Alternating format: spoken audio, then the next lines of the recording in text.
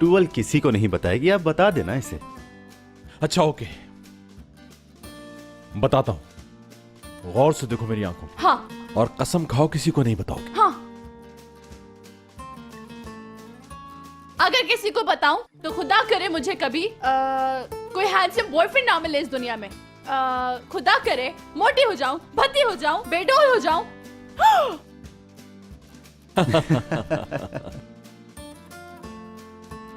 ये मैंने कैसी कसम खा ली।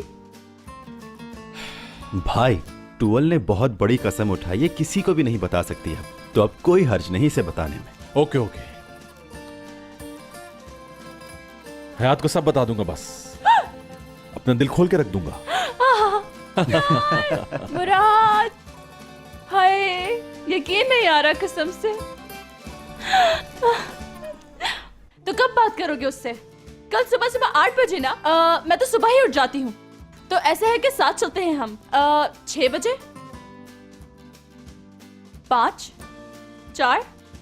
मुनासिब वक्त देख के बात कर लूंगा। समझ गई। Good bye.